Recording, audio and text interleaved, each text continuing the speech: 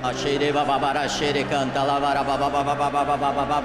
Oh, shere baba baba baba bara shere canta ta ta ta shere canta do mama mama mama mama. Ore shere baba baba she tanta shere canta ta ta ere mama mama. Re shere canta ta shere baba baba baba baba baba. Re shere canta ta ta shere baba baba baba baba baba baba baba. Re shere canta ta ta ta ta ta shere ba ba ba ba ba ba.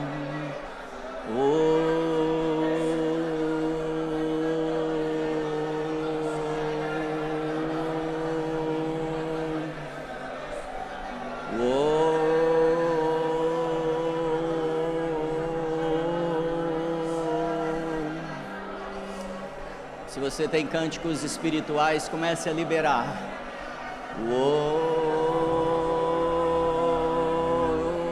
Shere ba ba ba ba ba.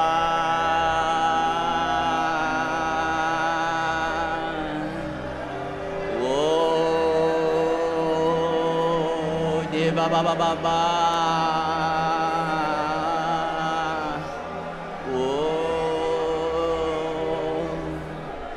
Shere ba ba ba ba.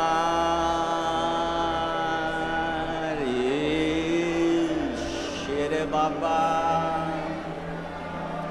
Shere baba,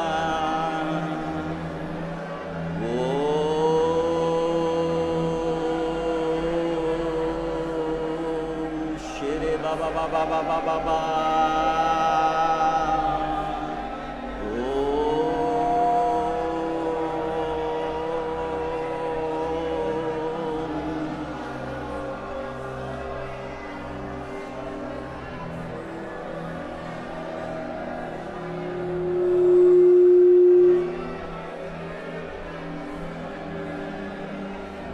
Você que sabe que está recebendo cura, começa a levantar suas mãos e receber a cura que o Senhor está liberando aqui agora.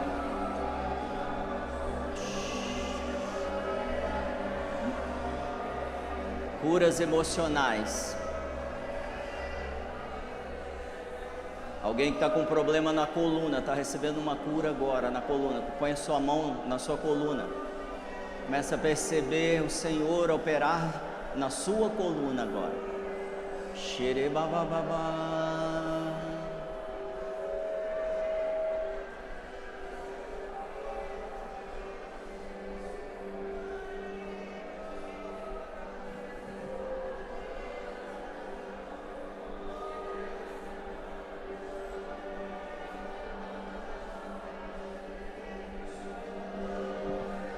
Mais cura, mais cura.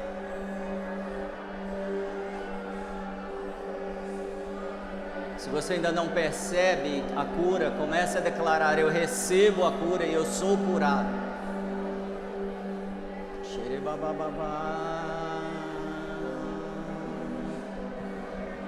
Mantenha seus olhos fechados.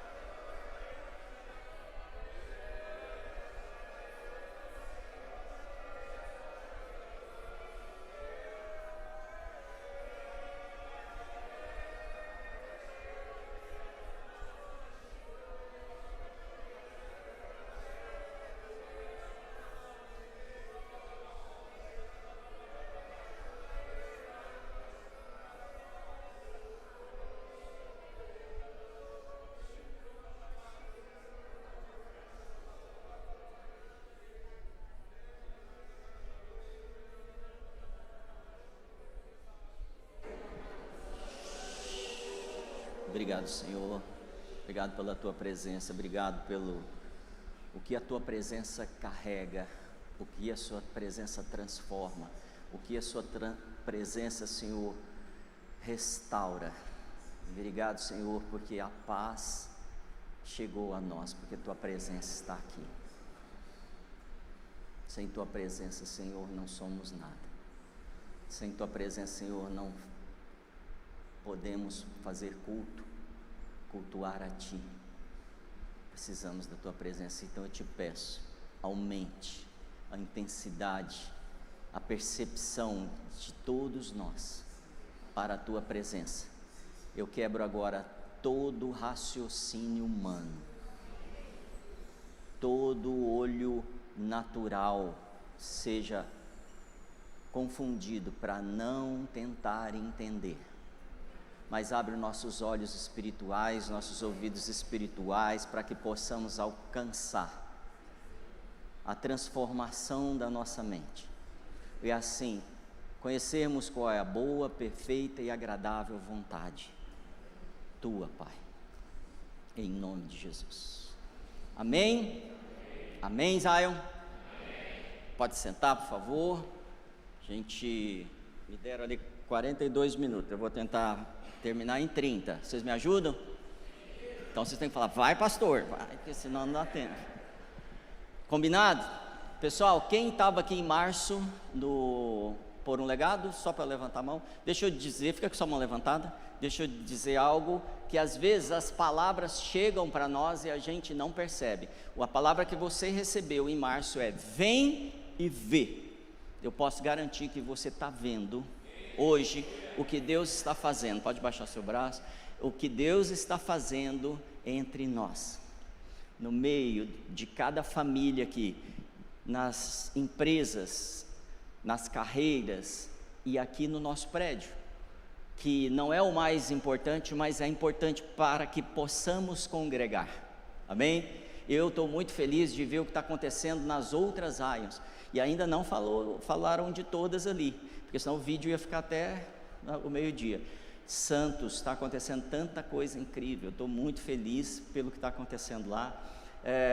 São Paulo, é impressionante tudo que a gente já está vendo ser construído em São Paulo, e tantas famílias que estão sendo abençoadas por isso. Então quero te estimular, e aqui é continuar orando, é o principal, confiando que Deus está nos favorecendo, e não só como Zion, mas como igreja. Eu sei que é um favor do Senhor para a igreja dele com I maiúsculo. Você faz parte dela? Então esse favor está te alcançando. Agora, se você veio hoje, eu quero te desafiar, daqui 6 meses, vem para ver o que Deus está fazendo. Vai ser muito maior, eu diria 4 vezes mais. Então se prepara. Pessoal, recados rápidos, só para atualizar vocês, a gente não estava aqui, eu e a pastora Graça, semana passada a gente estava na Farm, que é outro lugar que a gente está vendo assim, uma transformação, tanto estrutural quanto o legado, o propósito, a visão da Zion sendo cumprida lá também, com a formação de líderes. Eu saí de lá impactado com jovens líderes, movendo o céu, transformando a terra e curando e salvando pessoas. E a gente estava no retiro de cura e libertação, e o ponto principal que eu quero trazer sobre o nosso retiro de cura e libertação é que nunca vi na minha vida tanta base bíblica, tanta coerência e também tanta libertação rápida, das pessoas virem com listas, falando assim, eu estou abrindo mão disso, estou mudando isso, estou corrigindo isso na minha vida, estou reconhecendo que isso está errado, sem precisar de muito convencimento, sem precisar de grandes moveres do Senhor. As pessoas vinham, confessavam e se viam livres e eram transformadas ali. O semblante das pessoas iam mudando de uma sessão para outra, e isso nos impactou muito, entendendo que Deus está acelerando cada vez mais o processo de restauração do seu povo. E em novembro teremos outro. Eu quero te dar uma boa e uma má notícia. Em novembro teremos outro, mas esse nem foi anunciado, que aconteceu semana passada, e esgotou rapidamente todas as inscrições. Então tem muita gente com fome, E eu quero saber se tem alguém com fome do Senhor aqui, ó. Então, ficou a dica, hein? Eu não podia falar isso, mas fica a dica aí, fica atento. Por que que isso é importante? Nós entramos em uma esfera de muitas batalhas. Eu sei que você está acompanhando os noticiários, você tem visto aí pessoas sendo assassinadas, pessoas perseguidas, as leis sendo deturpadas, tanta coisa. Você tem visto isso? Está acompanhando? Então a gente está numa batalha. O problema é que muitas vezes nós não entendemos que estamos em guerra. Então cutuca o seu vizinho um pouco mais forte, fala, acorda aí, estamos em guerra, fala para ele. Você entendeu? E quando um povo está em guerra, todo o povo fica atento ao mover e às direções que a liderança traz para aquele povo. E eu quero já trazer um alinhamento. Quando a gente está aqui e fala assim, ora em línguas, e aí às vezes você fica olhando para quem está orando em línguas, já viu gente assim? Percebendo o que está acontecendo do lado. Deixa eu te falar, orar em línguas edifica quem? A você. É a sua oportunidade dentro do mover de Deus em começar a orar em línguas. Pastor, mas eu ainda não oro em línguas. Tudo bem, comece a orar e falar com o Senhor. Às vezes a gente fala assim, ore pelo irmão, aí você ora por você. Aí a gente fala assim, ore por você, aí você ora pelo irmão. Aí a gente fala assim, põe a mão no ombro, não, aí você abraça. Então, entendendo que nós somos um exército, e um exército anda o que? Alinhado. Então é importante a partir de agora eu entender que eu faço parte de uma fileira. Imagina um exército em formação, sabe? A tropa em pé, em posição. Você tem uma posição. Toda vez que você faz uma coisa diferente do que a tropa faz, você abre uma brecha. Cutuca o seu vizinho, fala, estamos em guerra, presta atenção. Então é muito importante eu entender que nós recebemos comandos e precisamos andar de acordo com esses comandos. Então quando recebemos uma palavra lá em março falando assim, vem e vê, eu assumi isso e eu vi, eu posso garantir que o Senhor deu esse comando e a gente está vendo o resultado hoje. E tantos outros, tantas direções que o Senhor tem nos dado para transformar áreas. Sabe, a gente, quando esquece que está em guerra, a gente começa a abrir brecha na nossa vida também. Porque se há um mover de Deus, se há coisas que Deus está fazendo, se a nuvem está se movendo, e eu me afasto do que Deus está fazendo, consequentemente eu fico exposto. Se eu estou no meio da tropa fazendo aquilo que é para fazer, eu estou muito mais seguro. Faz sentido? Muito mais sentido. Então quero que você comece a pensar agora nos alinhamentos que você precisa fazer na sua vida de coisas que você já ouviu.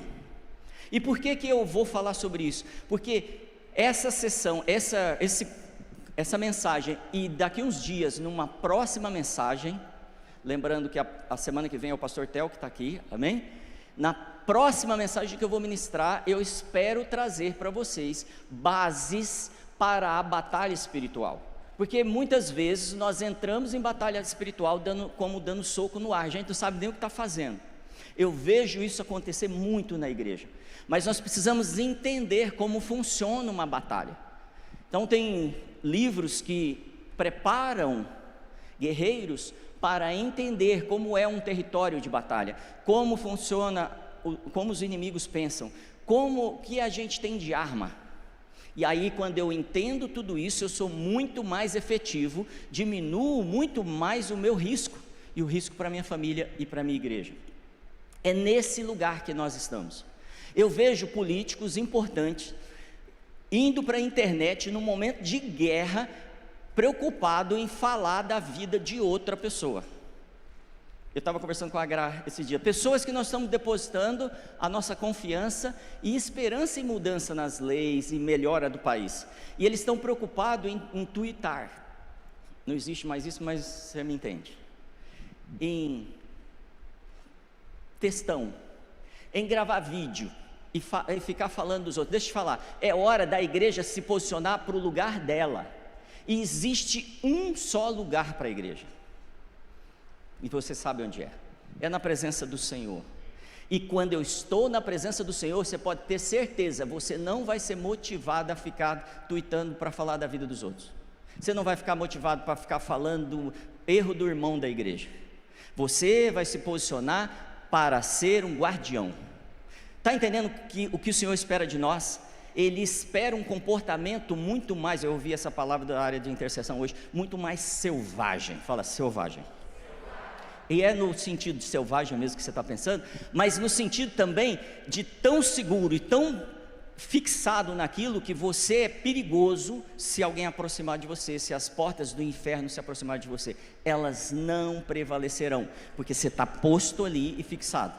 Amém? Está acabando meu tempo, vamos lá. Então, eu estava preparando essa mensagem e eu lembrei de um fato que aconteceu parecido com o que estamos vivendo agora, em 1512, faz tempo. Em 1512 a gente tinha acabado de passar pela reforma da igreja. Você já ouviu falar sobre isso? Então o Lutero vai até a porta da igreja e coloca lá 95 teses, e nessas teses ele confronta a igreja católica dizendo que a salvação vem pela fé. Fala, fé, não é pela obra. Porque a igreja cobrava indulgências para a salvação das pessoas. Então você pagou, você tem direito à salvação. Aí Lutero, não é só isso, tá gente, mas estou resumindo a história. Lutero pega essas 95 teses e confronta a igreja. Fala, não é isso. Nós não somos salvos pelo meu dinheiro, nós não somos salvos pelo meu trabalho, nós não somos salvos pelo meu dom, pela minha capacidade, nós não somos salvos por palavra profética, nós não somos salvos por milagres, nós somos salvos pela fé. Fé em quem? Em Cristo. Então se eu creio nele, se eu creio na obra dele na minha vida, eu sou salvo. Amém? Então ele faz isso, só que muitos homens naquela região, na Alemanha, Holanda, começam a divulgar isso, e isso explode e se torna realmente uma guerra, como nós temos visto guerras na política. Não é o mesmo sentido, mas é o mesmo modus operandi, sabe assim, o povo dividiu, e aí os cristãos reformados começam a ser mortos, assassinados. E acontece um fato importante, que na cidade de Worms, na Alemanha, cria-se uma assembleia para julgar as teorias, as teologias desses homens reformados. E aí eles vão para lá para prestar testemunho, para esclarecer a sua teoria, ou a sua filosofia, ou a sua teologia. E quando chegavam lá, se isso confrontava a igreja, eles eram mortos, e não saíam de lá, nem para levar essa mensagem para mais ninguém, já morria ali. Um amigo de Lutero tinha acabado de ir, só que eles deram um salvo-conduto para ele, falaram assim, você pode vir que você não vai ser morto, você está liberado, nós vamos te ouvir, porque precisamos te ouvir, e depois de te ouvir nós vamos te liberar, mas nós vamos julgar o que você está falando. Ele foi, chegando lá com salvo-conduto, ele se pronunciou, e no final ele foi assassinado. No dia seguinte, Lutero é convocado para ir se apresentar nessa assembleia em Worms. E os amigos dele começaram a falar, Lutero, não vá, Lutero, não vá, Lutero, você vai morrer, eles vão te matar, eles não são fiéis ao que eles disseram, eles vão te matar. Mas Lutero falou assim, tão certo quanto o número de demônios que tem em Worms são o mesmo número de telhas que tem nos telhados daquela cidade, eu irei e confiarei no Senhor. E ele foi.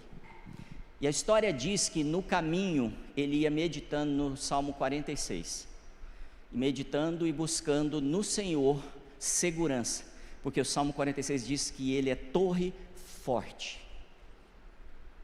ele é a nossa segurança. E ele está indo sabendo que pode morrer, mesmo contrário ao conselho de todos os irmãos, ele vai. E a história diz que quando ele está chegando em Worms, ele fica em pé na sua carroça, e ele canta um hino, que é o hino mais conhecido em relação à reforma protestante, mas é um dos menos cantados na igreja, que se chama Castelo Forte. Então ele fica em pé na sua carroça e começa a cantar Castelo Forte. E a história diz que uma multidão o cerca, e as pessoas ali ouvindo o hino Castelo Forte, se arrependem, confessam o Senhor. E Lutero, mesmo arriscando sua vida, expandiu o reino de Deus para aquele lugar que ele definia como um lugar onde o inferno dominava. Eu quero te dizer que nós estamos diante da mesma guerra, essa guerra não mudou. Talvez a gente não veja no Brasil pessoas sendo assassinadas como aconteceu e como acontece em outras nações. Quando os cristãos se pronunciam, eles são mortos, eles são assassinados.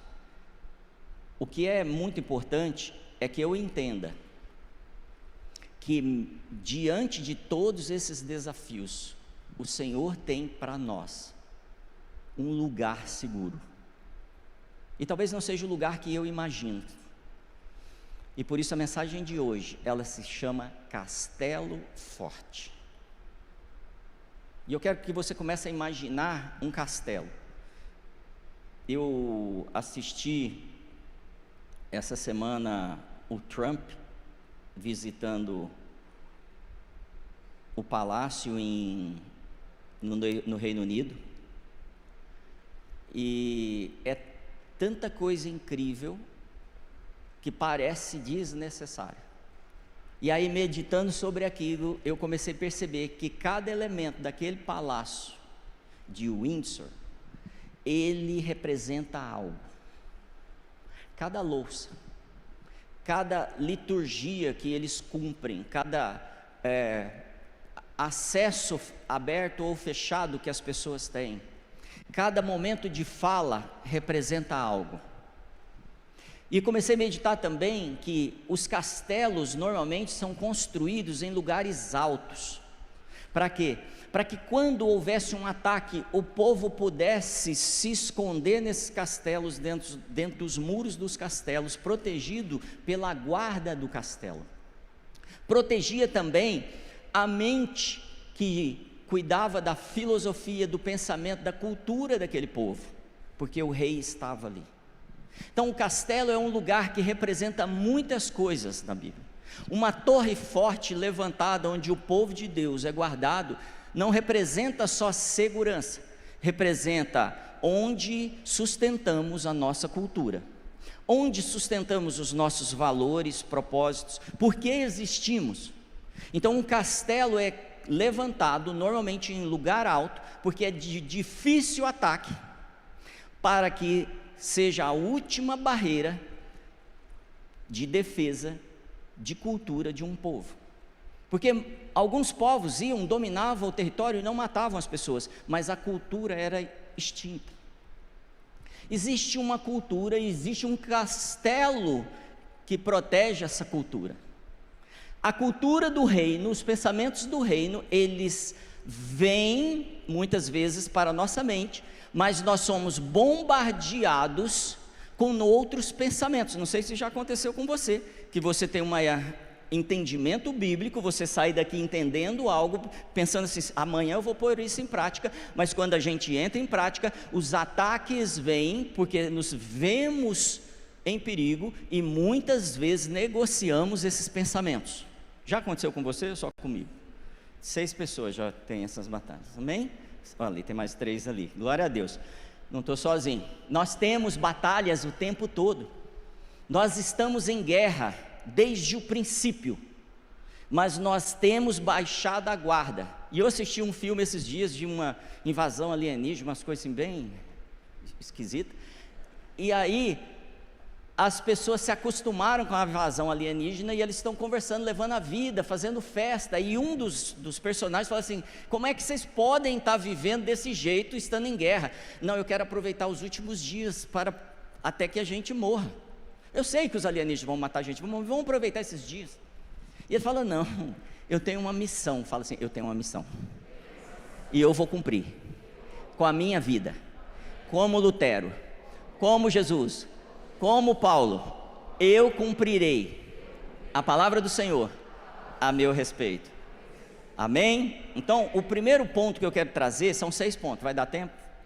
Vamos lá, é o efetivo da guerra. Abra sua Bíblia em Efésios 6, já acabou o tempo.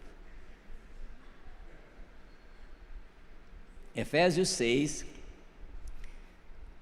capítulo 6, verso 10 a 12.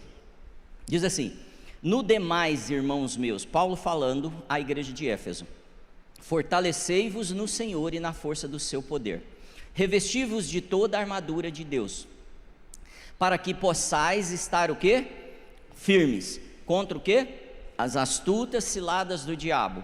Por quê? Porque não temos que lutar. Amém? Então Paulo está falando o quê? Que a gente não tem que lutar. Não? Eu acabei de ler a Bíblia, gente. Não temos que lutar. Fala. Não temos que lutar, está escrito. Eu posso te dizer, existe uma teoria, uma teologia que termina aí, ela defende nós não fazermos nada, só esperarmos Jesus, usando essa frase: não temos que lutar. Se você buscar, você vai descobrir que ela é muito forte. Mas ela não é só, ela é mais forte fora do ambiente que ela é declarada. Ela é mais forte entre os crentes evangélicos. Porque os crentes evangélicos têm essa teoria, eles pensam que eles não têm que lutar. Eles pensam que quem tem que lutar é o pastor e o pessoal de intercessão. Esses aí lutam porque nós não temos que lutar.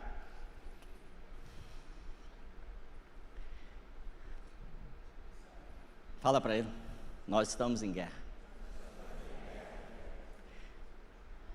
Amém? Temos que lutar ou não? Então eu tenho que lutar, eu preciso sair daqui hoje convicto que eu faço parte desse exército do Senhor e eu preciso lutar, eu preciso correr também. Vamos lá. Revesti-vos de toda a armadura de Deus. Por quê? Não temos que lutar contra carne e sangue, mas sim contra os principados, contra as potestades, contra os príncipes das trevas deste século, contra as hostes espirituais da maldade nos lugares celestiais. Então ele dá uma lista aí, são 4 tipos de luta, 4 combates diferentes que temos em um lugar específico, e ele já fala o território de luta. Nós vamos falar um pouquinho mais para frente sobre isso. Então nossa luta é contra pessoas sem corpos. Toda vez que você estiver lutando com alguém e ele tem corpo, você está lutando contra a pessoa errada. Porque o que Paulo está dizendo é que a sua luta não é contra pessoas da política, sua luta não é contra o time adversário, sua luta não é contra pessoas da sua família, sua luta é contra espíritos. Fala espíritos. E a sua luta não é na terra. Se eu absorvo isso, concebo isso como verdade na minha vida, eu começo a tratar as pessoas diferente. E com certeza, muitos conflitos serão vencidos simplesmente com uma postura diferente minha. Às vezes em casa, às vezes no trabalho, na escola, no relacionamento, simplesmente porque eu mudei. Então nossa luta é contra governantes, contra dominadores do mundo, contra forças espirituais da maldade no céu. Então Paulo está dando claramente contra quem nós devemos lutar e onde: com governantes e subgovernantes em diferentes áreas e territórios. Eu preciso ter clareza, eu estou em luta, eu estou em guerra e agora já sei quem é o inimigo, já sei quem eu sou um dos soldados do Senhor, um exército com armadura, posicionado nas fileiras do exército do Senhor dos exércitos. O Senhor é conhecido como Senhor dos exércitos? Sim. Amém, exército? É isso. E que envolve todos os cristãos. Todos os cristãos. Se você reconheceu Jesus como Senhor, você já assinou seu alistamento. Se você fez exército de guerra, você sabe o que eu estou falando. Tem hora que você é escolhido, não é? O cara joga você lá, vai fazer e pronto. Tem alguns que são voluntários. A gente está na primeira opção. Quando você aceitou o Senhor como seu Senhor, você entrou debaixo do Senhor dos exércitos, e você é parte desse exército. Parte 2, as diretivas. Qual é a ética dessa luta? Qual é a ética dessa guerra? Quais são as regras da batalha espiritual? Tem regras? Tem. Vale tudo. Essa é a regra. Quem gosta de luta sabe o que eu estou falando. Dedo no olho, vale? Na luta livre? Antigamente valia, preciso te falar isso. Tudo valia antigamente. Os caras lutavam com um shortinho e vale tudo.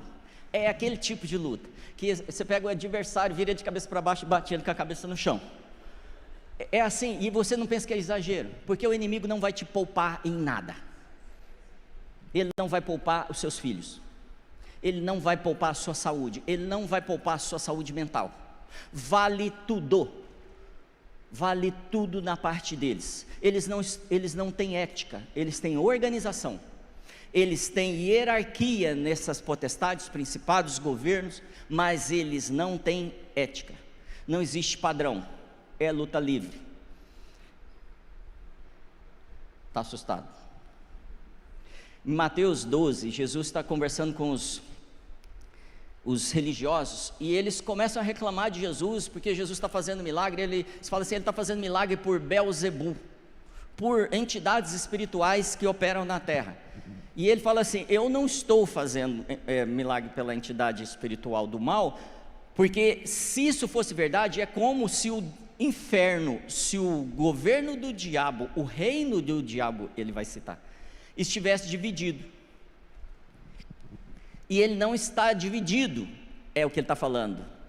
O que nós entendemos como ética também é que existe ordem entre eles. Eles não operam em divisão e confusão como a gente opera na igreja. Caiu o sinal aí, gente, dá claro. O pessoal não está ouvindo. Liga o sinal de novo, hein? O inferno não trabalha contra si, não persegue uns aos outros. Caída ainda, gente. Amém, igreja? Nós faremos o mundo reconhecer Deus como Deus quando formos um. A gente precisa entender isso. Esse espírito de divisão é obra do diabo entre nós. Então eu preciso me preocupar em ajudar o irmão, fazer ele funcionar cada vez mais. Então essa é a ética que temos que ter entre nós, até eles têm entre eles. Então existe, nós vemos nesse texto, depois você lê 12, 24 a 28, que existe o reino do diabo, existe um reino. Então nós estamos falando do confronto de dois reinos. Toda vez que expulsamos demônios, nós tomamos território, porque Jesus fala assim, se eu expulso os demônios, é chegado a vós o reino dos céus. Então toda vez que eu expulso uma entidade que está governando uma área, o reino tomou aquela área, e aí a vontade de Deus pode ser feita naquele lugar. E por último, não há lugar neutro. Fala, não há lugar neutro. O reino chegou, aquilo é tomado pelo reino. Se o reino não chegou, aquilo é tomado pelo reino do diabo. Então, expulsar demônios faz parte da grande comissão. Eu vejo muitas pessoas levantando as mãos, falando assim, eu vou às missões, mas eles não entenderam que eles têm que ir expulsando demônio. Expulsai demônios, curai enfermos, ressuscitai os mortos, não é isso que ele diz? Fazeis discípulos, isso faz parte da grande comissão. Fala, isso faz parte da minha comissão. Então por que expulsamos demônios, irmãos? Para a tomada de território. Amém? Colossenses 1, verso 12 e 13, diz assim, dando graças ao Pai, que nos fez idôneos para participar da herança dos santos na luz, o qual nos tirou da potestade das trevas e nos transportou para o reino do Filho do amor. Ele nos tirou da potestade, fala potestade. Potestade aqui é a autoridade. Ele tirou da autoridade de um reino das trevas e nos levou ao reino da luz. Aonde você está hoje? Fala, reino da luz. Então você não está mais no reino das trevas para temer e para agir como eles agem, sem regra. Amém? Potestade é a palavra domínio, exousia, autoridade. Parte 3, a zona de guerra. A zona de guerra, eu vou ser bem breve, e eu prometo para você, na próxima, na sequência dessa mensagem, no culto que eu ministrar, eu vou esclarecer isso aqui profundamente. Então hoje você guarda só as regras. Então é assim, o reino Desculpa, a zona de guerra são as regiões celestiais. Fala, zona de guerra são as regiões celestiais. Isso, eu preciso entender como funciona o céu, eu preciso entender como funciona o território de guerra.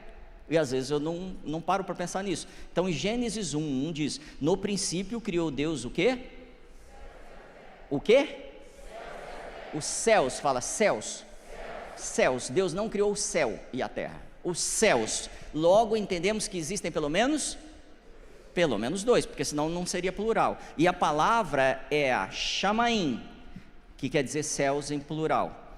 2 Crônicas, abre lá rápido, capítulo 2, verso 6 diz: porém, quem seria capaz de lhe edificar uma casa, visto que os céus, fala céus, e até os céus dos céus, fala os céus dos céus, complicou. Então tem os céus, tem que ser pelo menos quantos?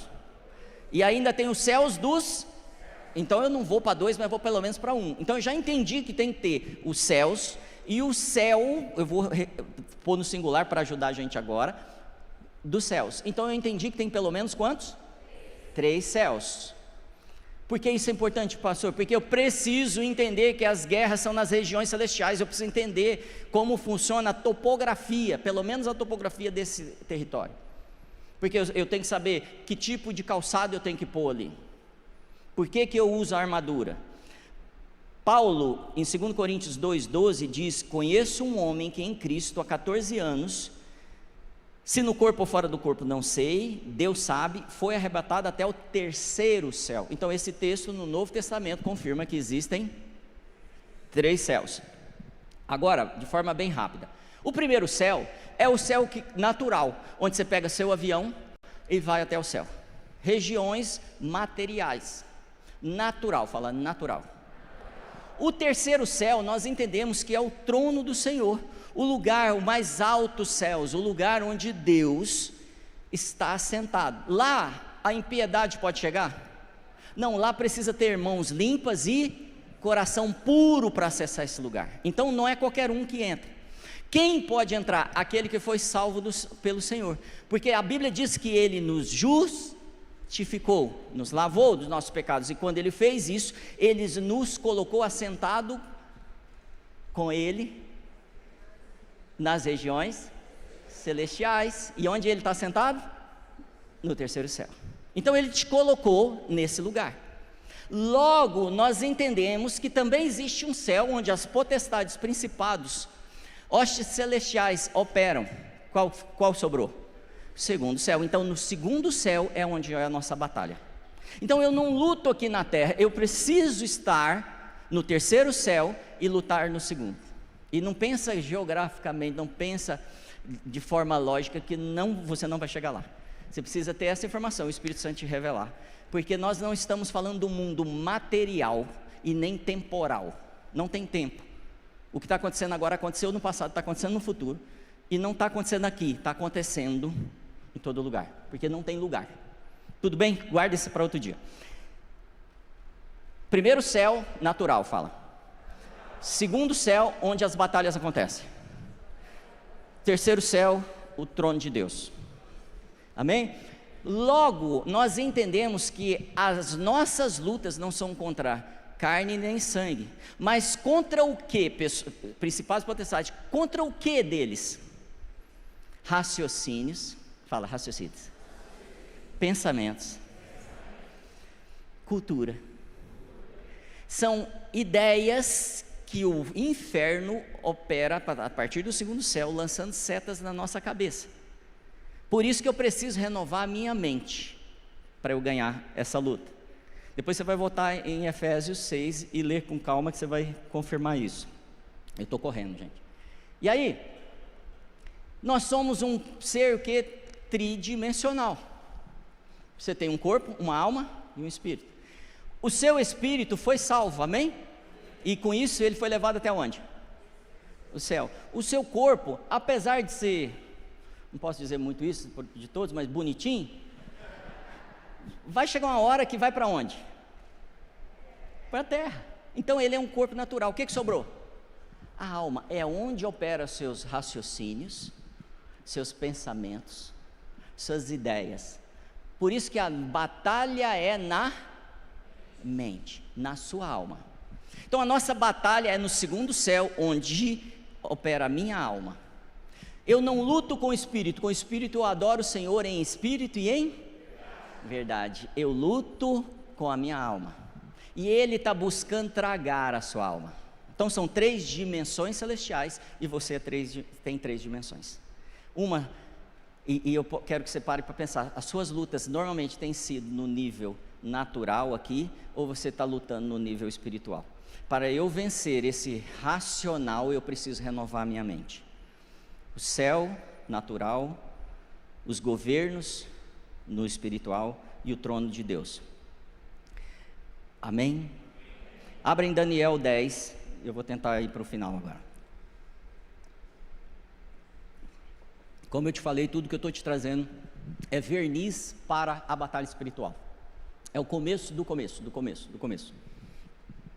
Daniel 10, verso 12 e 13 diz assim, o contexto é: cumpriu-se o tempo de cativeiro de Israel dentro da Babilônia, 70 anos, e Daniel, lendo as escrituras, ele descobre isso, e ele começa a orar a Deus. Deus, chegou a hora da gente ser liberto.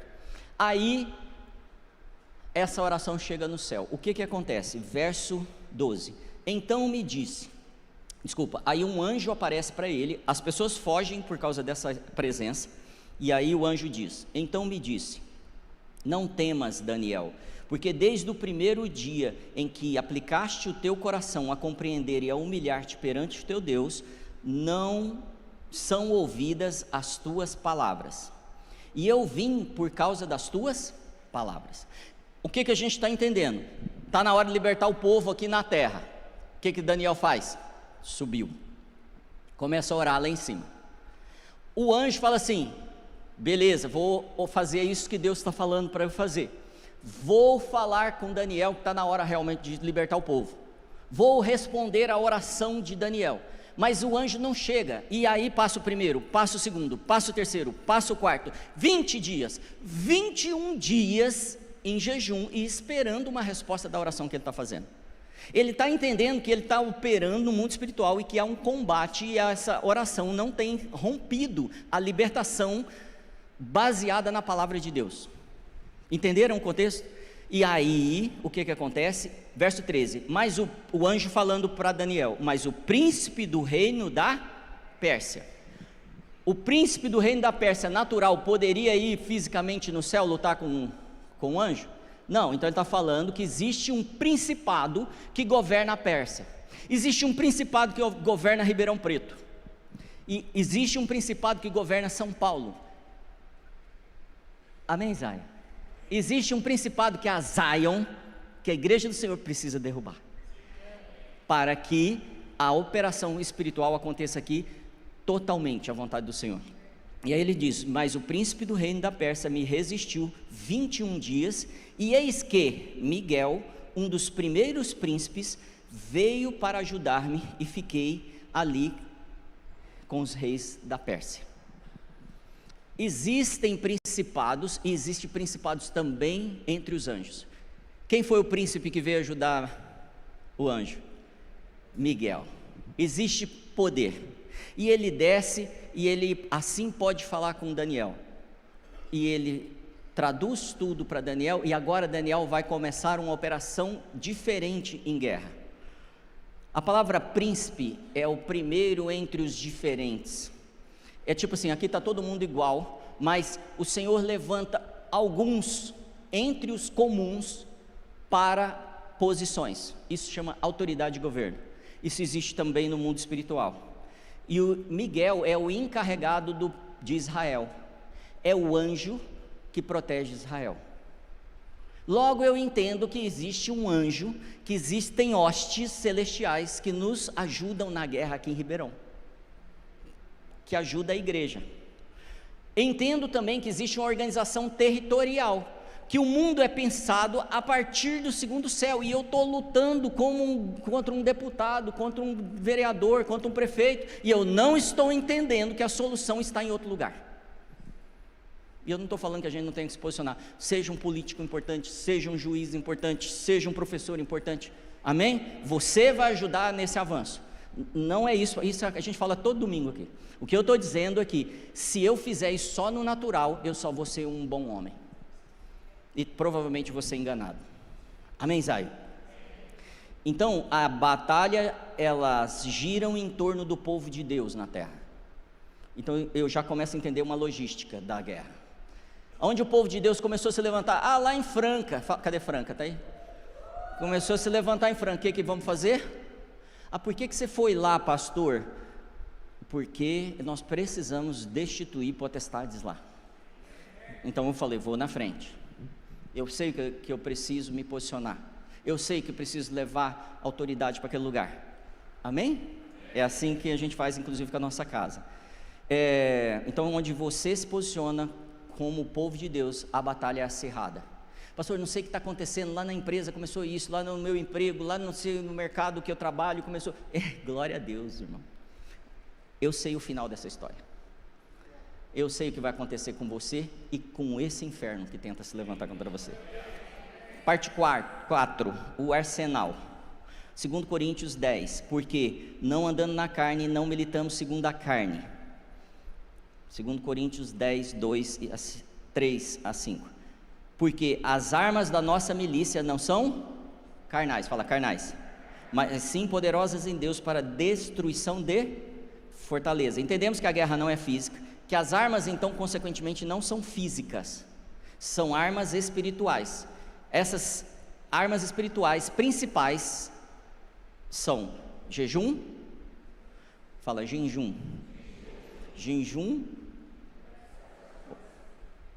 palavra, fala palavra, senão você não... Amém. Eu vou ficar agora principalmente com a palavra, ok? Mas não esqueça do jejum e da oração. Eu às vezes oro e não conheço a palavra, eu não sei o que orar, eu oro orações bonitas, eloquentes, mas elas não têm efeito, porque ela tem pouca palavra. Às vezes eu pessoalmente estou em oração e recebo uma frase do Senhor, uma palavra da Bíblia, e eu libero essa palavra, o reino das trevas é destituído imediatamente, por causa do poder dele, não é meu. Então Mateus 8,16, abre lá, Mateus 8,16, ao anoitecer foram trazidos a Jesus muitos endemoniados, e ele expulsou os espíritos com uma palavra, fala, com uma palavra, e curou todos os doentes. Expulsou os espíritos com o quê? Com uma palavra. Eu quero focar agora nessa parte. A nossa batalha precisa ser embasada na palavra.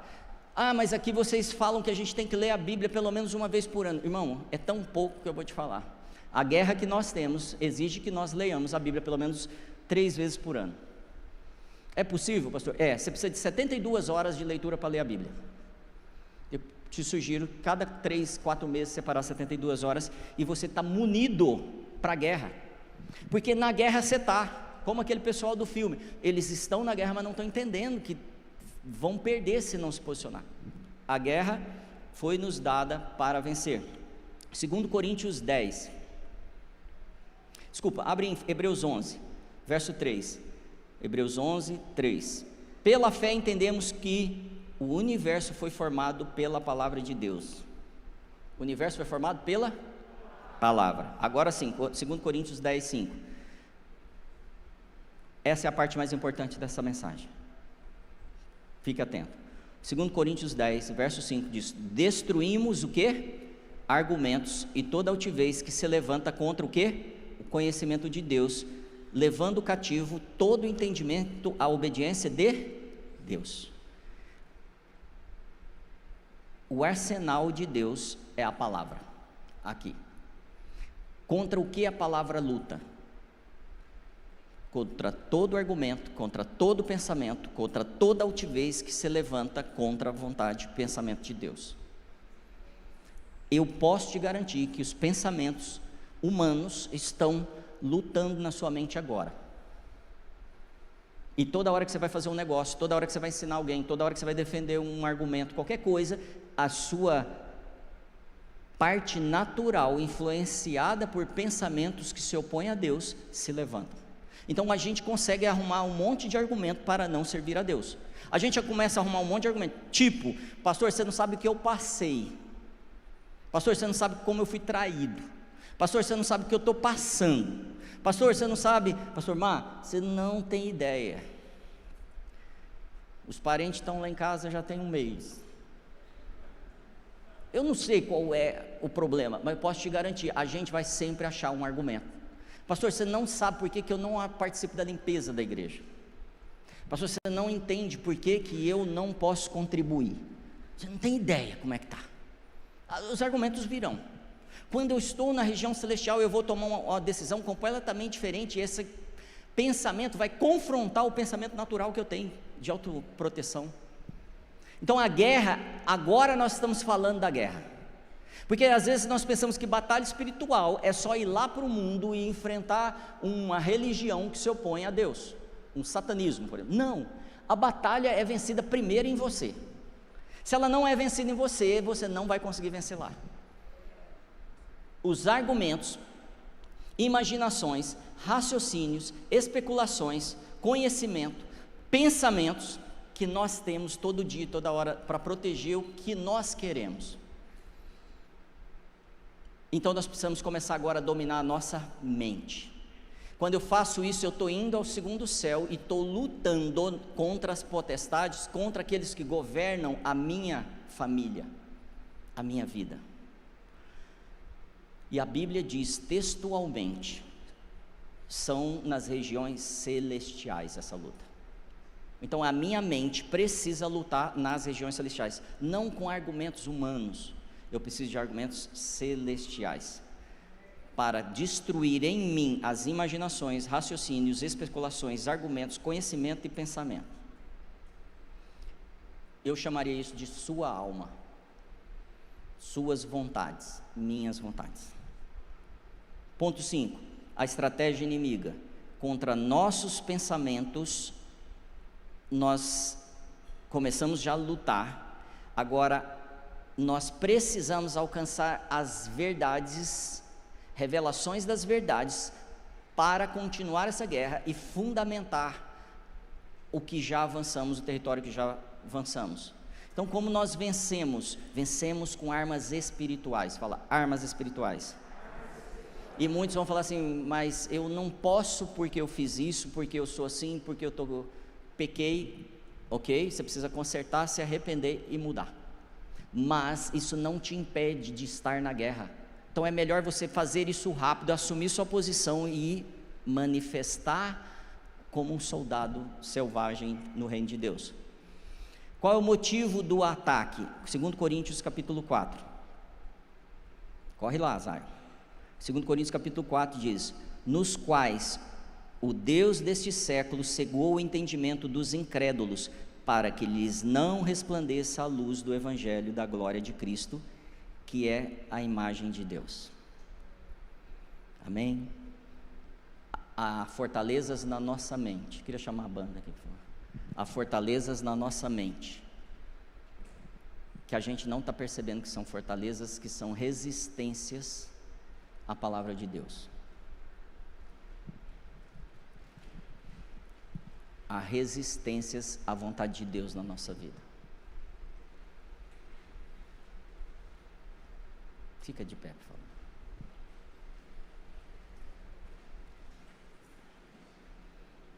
A parte 6 é a arma de destruição. Eu quero te convidar agora para destruir as armas do inimigo que operam na minha e na sua mente. E se você entende que você quer entrar nesse processo de vencer o inimigo nas regiões celestiais, quero que você feche seus olhos. Começa a pedir para ele clareza. Se há necessidade de arrependimento, começa a pedir perdão e arrependimento de coisas que talvez estejam te atrapalhando e te acusando, porque esse é um tipo de pensamento do inferno, chama acusação, culpa. Começa a repreender isso e rejeitar isso na sua vida. Começa a pedir para o Espírito Santo falar com você agora. Fala, Espírito Santo, agora eu preciso ser munido de palavras tuas. palavras do teu reino, a tua vontade, Senhor.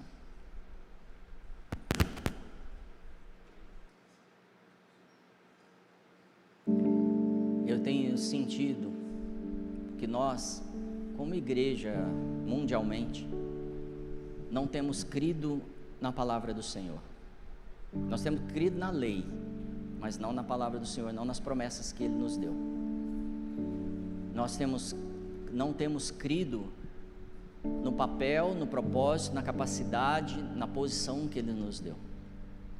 Nós não temos crido, e eu creio que isso é um pecado, não termos fé no que Ele falou. Eu quero te dizer que você tem ouvidos espirituais. Por que eu estou dizendo isso? Porque eu estou vendo pessoas agora dizendo: comigo não, é possível Deus falar, mas comigo não. Se você recebeu Jesus como seu Senhor, quero te dizer, você recebeu ouvidos espirituais. Você já pode ouvir Ele. E talvez você não esteja ouvindo do jeito que você quer, no tom que você quer, ouvindo o que você quer, mas quero te garantir, com toda certeza, Ele está aqui e está falando com você já.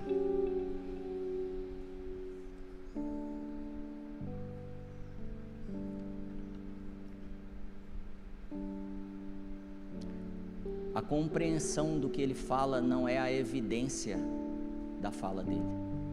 Você não tem que compreender, você só tem que obedecer. Nós não temos capacidade para isso. Não temos que andar aquilo que faz sentido, lógico para mim. Alguns de nós têm tido grandes ideias nos negócios. Alguns de nós têm tido saídas para resolver problemas.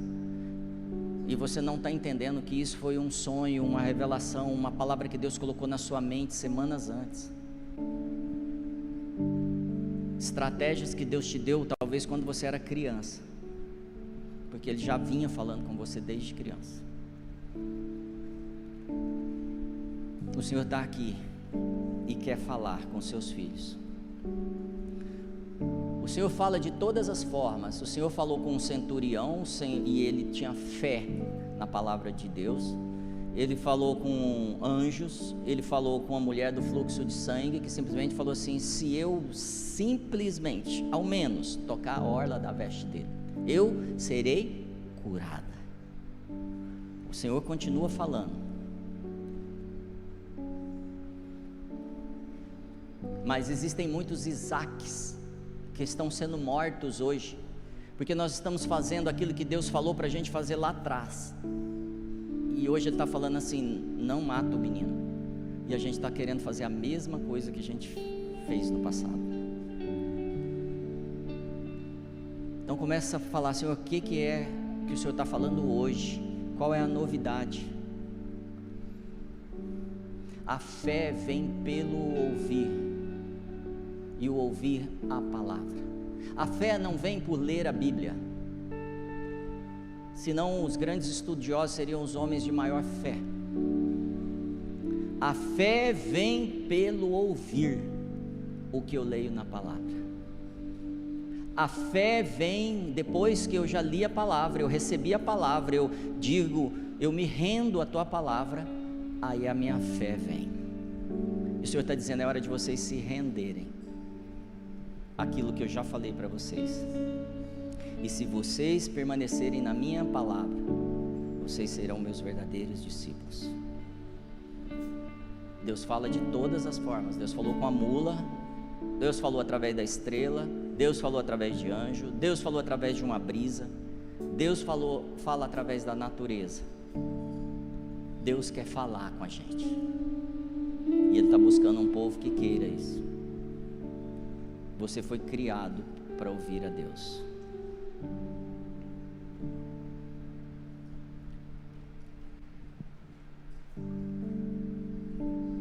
Se você quer ouvir, continue buscando.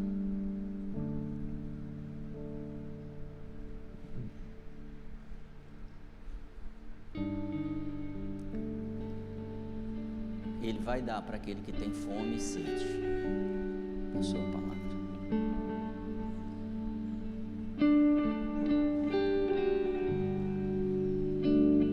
de vocês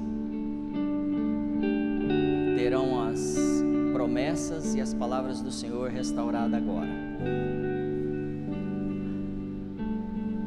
Um dia, um velho homem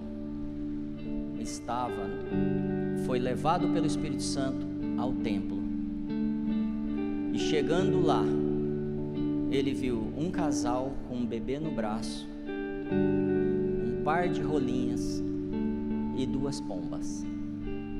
Parecia mais um sacrifício, a apresentação de mais um bebê, mas ele pega aquele bebê no braço.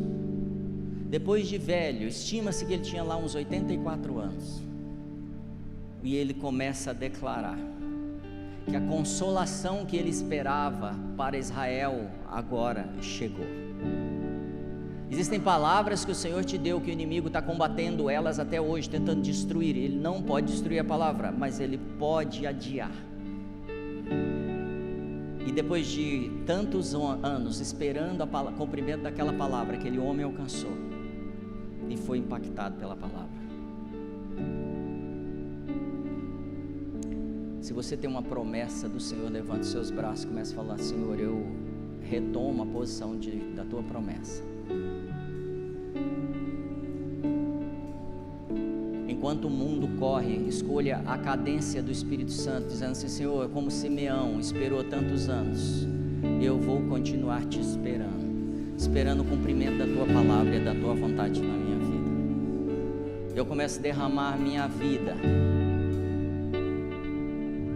e me destituir das minhas armas naturais. Como Simeão viu ali não só um bebê, mas a restauração de um povo, a nossa salvação. Palavras poderosas foram liberadas na vida de cada um de nós aqui, para experimentarmos a glória do Senhor aqui na terra. Ele está aqui, e eu descubro isso através da minha entrega, dizendo: vem, Senhor, e fala aos meus ouvidos espirituais. Vem.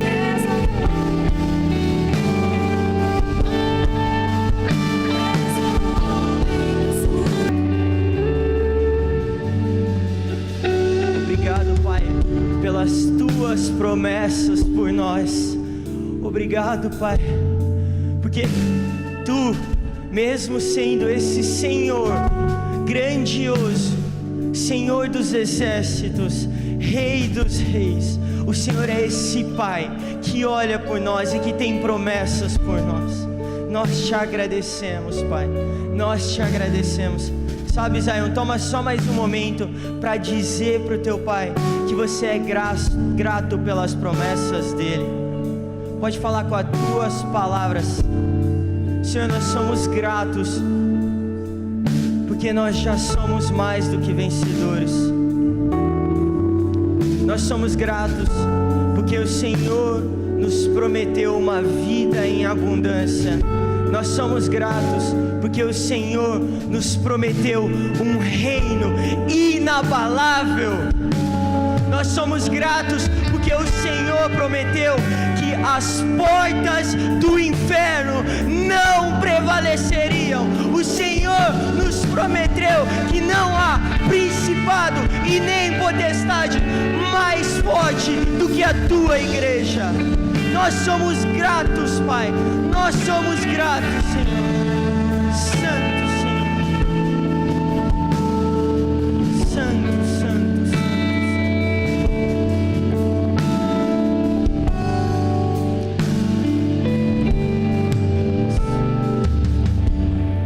Se você está ainda recebendo do Senhor, eu quero te convidar a continuar recebendo. Só se mantém nesse lugar, ouvindo a voz do Senhor. Eu quero dizer que, se você acredita que tem algo mais que o Senhor tem para liberar na sua vida, a nossa equipe de ministração vai estar aqui na frente. Você vai poder vir até aqui a eles e pedir uma oração, trazer uma situação. Se tem algo mais, você vem até aqui, que eu tenho certeza que tem uma palavra do Senhor para você.